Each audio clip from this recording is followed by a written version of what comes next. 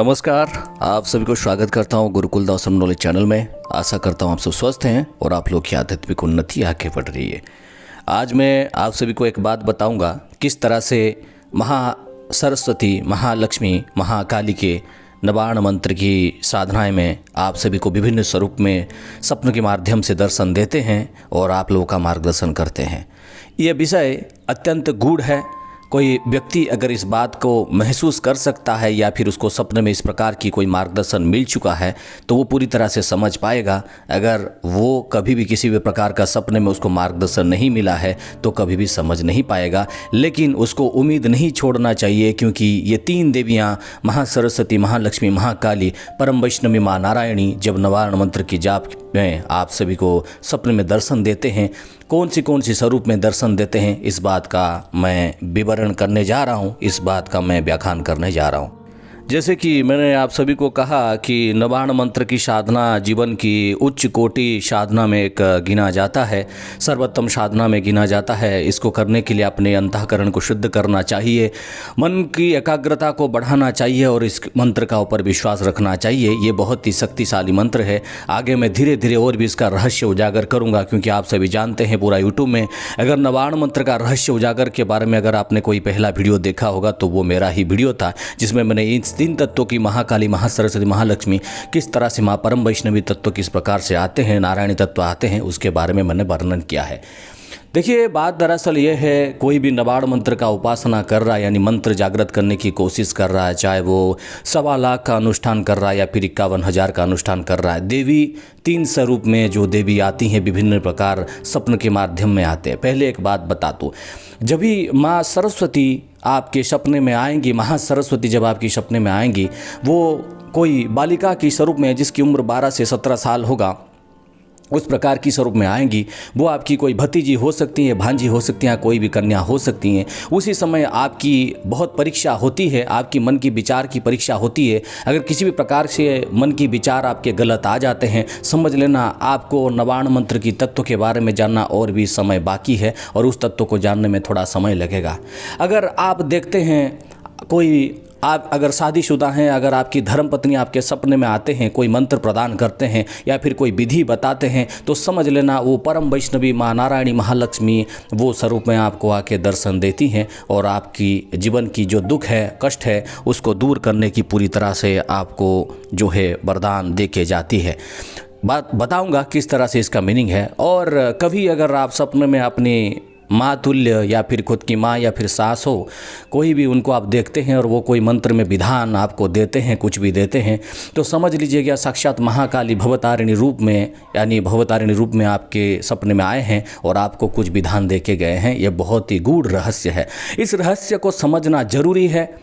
इसकी पूरी प्रमाण के साथ मैं इसलिए बात कर रहा हूँ, ये मैं नहीं, मेरे साथ तो बहुत कुछ अनुभूति हो चुका है और भी आए दिन होता रहता है। लेकिन मेरे जितने भी सारे पेड गाइडेंस में जुड़े थे, उनसे मैंने बहुत सारे कुछ साधना करवाए हैं और उनके बहुत सारे सपनों में विभिन्न प्रकार की दर्शन मिले हैं और बाद में सब कुछ पता चला कि देवी क्यों आती हैं, किस लिए बोलती हैं, उस बात को समझने की आवश्यकता है।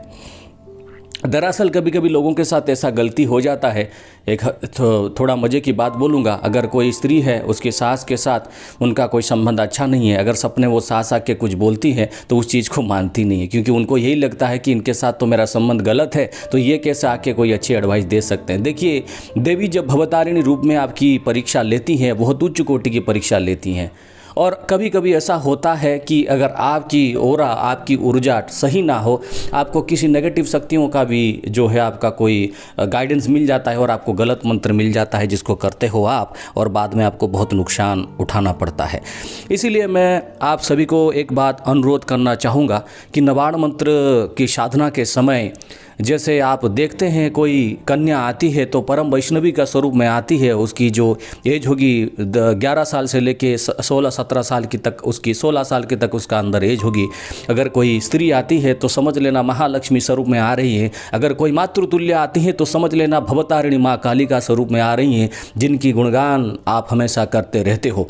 मैं अगर चाहूँ तो नवार्ण मंत्र का ऊपर 1000 से 1500 वीडियो एक्सपीरियंस का ऊपर बना सकता हूँ। खुद की एक्सपीरियंस 200 से 300 वीडियो बन जाएगा, लेकिन मेरा यही मानना है कि बहुत सारे जो अनुभूति होता है उसको गुप्त रखने की आवश्यकता है, ताकि माँ के सामने आप खुद को ये ना समझो कि मैंने बहुत कुछ प्राप्त कर लिया है। हम आपको ये कहना चाहेंगे कि मैंने मेरी ज़िंदगी में सर्वोत्तम उच्च कोटि की साधनाएं में जितने भी सारे किए हैं उसमें बहुत उच्च कोटि की साधनाएं हैं, लेकिन जब आप देवी की साधनाएं करते हैं तो देवी हर पल आपके साथ रहते हैं। इस बात को महसूस करना ज़रूरी है। अगर मैं अपना प्रत्यक्षीकरण या फिर अर्ध प्रत्यक्षीकरण की बात बोलूँगा तो कुछ लोग मुझे विभिन्न प्रकार की व्यंग्यबाण चलाएंगे और ये कहेंगे आज तो ये कालिदास जैसे बात कर रहा है, लेकिन ये कोई ऐसी बात नहीं है। हर इंसान के अंदर वो सक्षम है कि वो माँ को खुद देख सकती है, माँ को अनुभव कर सकती है और माँ की प्रेम पा सकती है। ठीक है, लेकिन पा सकता है या फिर पा सकती है, लेकिन उनके अंदर जो भाव है वो भाव होना जरूरी है। सपन का महत्व बहुत ज़्यादा होता है और सपन का महत्व आध्यात्मिक जीवन में आगे बढ़ने के लिए सबसे ज़्यादा होता है, लेकिन लोग नज़रअंदाज कर देते हैं और इस बारे में ज़्यादा सोचते नहीं है। उनको लगता है कोई मामूली का सपना होगा। बहुत साल पहले की बात है, हर इंसान जब आध्यात्मिक क्षेत्र में होता है उसको ये सारी चीज़ डिकोड ठीक से नहीं होगा। बहुत कठिन साधनाएं करने के बाद मैं आपको बता दूं, ऐसा मेरे ज़िंदगी में समय आया था जिस समय मैं दिन में कम से कम आप सोच लो आधा दिन आधा रात कम से कम साधना में लीन रहता था और उस सारे उच्च कोटि शक्तियों के साथ मेरा संपर्क स्थापन करने की कोशिश किया, उनकी जो है करुणा प्राप्त करने की कोशिश किया। उसी समय मुझे सपन के माध्यम में बहुत सारे चीज़ आने लगे जिसको मैं बाद में धीरे धीरे मेरे ज़िंदगी में पता चला। ये ऐसी बात है जब तक आपके पास साथ कुछ घटना ना घटती हो उस घटना को आप नहीं समझ पाएंगे या फिर ना ही इस चीज़ का वर्णन कर पाएंगे। अगर कोई सामने वाला व्यक्ति को आप बोलेंगे कि मेरे सपने में माँ आई थी और माँ ने मुझे ये बोल के गया, माँ मुझे ये बोल के गई कि मैं तुम्हें ये साधना करना है, तो वो व्यक्ति आपको पूछेगा माँ तुम्हें इंग्लिश में बोल के गई या हिंदी में बोल के गई। कुछ लोग व्यंग्यबाण चलाते हैं, मजा करते हैं। इसीलिए ज़्यादातर लोग देवी की जो दर्शन पाते हैं वो अपने कोई जान पहचान के लोगों के स्वरूप में दर्शन पाते हैं। जैसे आम बोलचाल में बात करते हैं उसी तरह से बात करते हैं, क्योंकि देवी भी कभी अपनी संतान कहीं पे लज्जा से कोई बात सुने, कोई व्यंग सुने, उनको ये कभी पसंद नहीं होता। आप लोग यही सोचते होंगे कि मैंने हर नवरात्रि में कोई नबाड़ मंत्र का साधना किया, फिर उसके बाद मैंने साधना छोड़ दिया तो माँ मुझे भूल जाएंगी। ये बात आपका गलतफहमी है। साल भर आपको माँ वैसे ही एक नज़र में देखती रहती है। आप कितने अच्छे कर्म करते हो, कितने बुरे कर्म करते हो, बाद में उसी चीज़ का आपको फल मिलेगा। एक बात कहना चाहूँगा, इस नवरात्रि में मैंने इतने उच्च कोटि की साधनाएं की है कि मेरी पूरी ज़िंदगी परिवर्तन हो गई। आप लोगों को मेरी वाणी में बहुत फ़र्क दिख सकता है, मेरी बोलने का अंदाज में बहुत फ़र्क दिख सकता है और मेरी अंदर एक आत्मज्ञान का विकसित हुई जिसको मैं खुद समझ पा रहा हूँ कि मैं कैसे परिवर्तित हो चुका हूँ। मुझे इस बात का भी शंका है कहीं ऐसा दिन ना आ जाए कि मैं पूरी तरह से एक प्रकार से जो आचार्य था वो भी परिवर्तित हो जाऊँ, एक भक्ति भाव में बह जाऊँ। इस बात का भी कोई शंका नहीं है, क्योंकि जब माता रानी अपने बच्चे को एक स्थान देती है अपने हृदय में तो उसको पूरी तरह से परिवर्तित कर देती है। मैं बहुत कुछ समझता हूँ, बहुत कुछ सोचता हूँ, लोगों को समझाने की कोशिश करता हूँ, लेकिन ज़िंदगी में एक बात सबसे बड़ी दुख लगता है कि इंसान समझने के बदले जो इंसान ज्ञान दे रहा है उसको कुछ गलत बात बोल के चले जाते हैं और बाद में यही बोलते हैं माँ सब देख रही है। मैं तो यही कहना चाहता हूँ कि माँ सब देख रही है, इसीलिए माँ की संकेत को कभी तुम झूठ मत समझना। कोई आके आपको 13-14 साल की लड़की आपको ये बताती है सपने में कि तुम इस बात गलत कर रहे हो, इस चीज़ को सुधारना होगा, आप लोग उसको सुधारते नहीं हो। आप लोग उसको मन की बहम समझते हो, यानी कोई गलतफहमी समझते हो, वो करते नहीं हो, बाद में वो चीज़ करते जाते हो।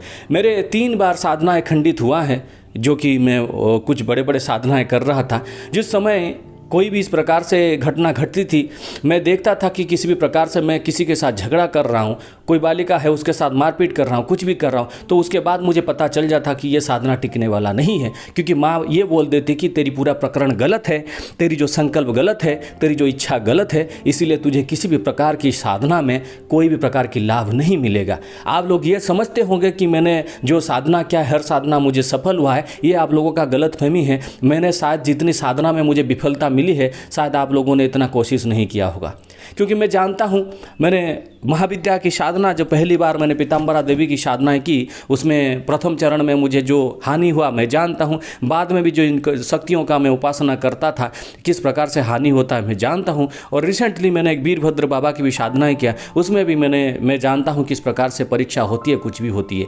इसीलिए जब सपने में आपके देवी आते हैं और कुछ बोलते हैं, उस विषय को नज़रअंदाज ना करते हुए उसकी पूरी तरह से आप उनको पूछें कि माँ आप क्या संकेत देना चाहती है। आपको किसी गुरु, किसी आचार्य, किसी पंडित के पास कोई जाने की आवश्यकता नहीं है, स्वतः ही आपके मन में माँ आपको उत्तर दे देंगी। ये सबसे बड़ी बात है। लेकिन सबसे बड़ी बात है, अगर कोई इंसान इस प्रकार की साधनाएँ, उपासना, अनुष्ठान करता है, किसी भी गुरु, आचार्य, पंडित या फिर किसी भी प्रकार की महान व्यक्ति, साधु, संत की अपमान करता है, तो उसकी सारे सिद्धि नष्ट हो जाती है और कई साल तक उसको कोई भी एक्सपीरियंस नहीं मिलता। क्योंकि आजकल समय में लोग ये सोचते हैं, अगर कोई आचार्य का उम्र 33 साल का है, कोई इंसान 45-50 साल का या 70 साल का है, वो यही सोच के उसको मिसबिहेव करता है कि ये तो छोटा बच्चा है, उसके पास क्या ज्ञान है, इसके ज्ञान को शोषण करूँगा और उसको बदले उसको छोड़ दूंगा। उसको ये समझ लेना चाहिए उसकी ज़िंदगी भर किसी भी प्रकार की सिद्धि काम नहीं देगी, क्योंकि उसके जो सारे पुण्य थे, सारे जो कर्म थे, सारे जो सिद्धि थे, जिसको गाली दिया उसके खाता में आ जाएगा, क्योंकि वही उस चीज़ का आचार्य है, वही उस चीज़ का गुरु है। इसीलिए हर गुरु का सम्मान करें, चाहे वो आपका गुरु हो, चाहे वो दूसरे का गुरु हो, कोई भी गुरु। बात को गहराई के समझने की कोशिश करें। जब आप गुरु की उपासना करते हो, गुरु की पूजन करते हो, वो गुरु की सारे शक्ति आपको आशीर्वाद देने लगते हैं। जब गुरु की निंदा करते हो, वही सारे शक्ति आपकी सर्वनाश करने लगते हैं। माता रानी 3 स्वरूप में आपको विभिन्न प्रकार की मार्गदर्शन करेंगी, जिसको समझना आवश्यकता है। पूरी ध्यान से समझे, कोई भी सपने को हल्का मत लीजिए। कोई भी सपने में संकेत अच्छा बुरा हो सकते हैं। पहले मैंने बता दिया है निर्वाण मंत्र में कितने अच्छे सपने आते हैं, वो सपने का मतलब क्या है। अगर आज भी आप लोगों को डाउट होता है कि निर्वाण मंत्र क्या है, क्या तत्व है, क्या नहीं, इसमें मेरी भी कोई गलती नहीं है, क्योंकि मैंने जितने वीडियो बना दिया है निर्वाण मंत्र का ऊपर, मुझे कभी कभी संदेह होता है कि और वीडियो बनाऊँ ना बनाऊँ। हर बार वही क्वेश्चन आता है कि क्या करें क्या नहीं। आपको पहले बात एक मैं चीज़ समझाना चाहता हूँ। ये मानता हूँ निर्वाण मंत्र ट्रेंडिंग में चलता है, हर कोई चैनल वाला जब वीडियो बनाता है तो वो निर्वाण मंत्र से देता है। ये बात सही है कि लोग उसको पसंद करेंगे, व्यू भी आएगा, लोग जुड़ेंगे और कुछ ज्ञान भी मिलेगा। ये बात सही है, मैं भी मानता हूँ, वो इंसान भी मानते हैं। लेकिन निर्वाण मंत्र को पूरी तरह से अंदर में समाहित करके अपने ज़िंदगी को कैसे आगे बढ़ाया जाए, इस चीज़ को समझना जरूरी है। अगर आप माता रानी की इन स्वरूपों को नहीं समझ पाते हो और जीवन में गलतियां करते हो, तो आपकी सर्वनाश का कारण आप होगे, ना ही कोई दूसरा गुरु या आचार्य पंडित होगा। जय माता दी, जय बमा भारती, जय सत्य सनातन धर्म की जय, जय जय भोलेनाथ।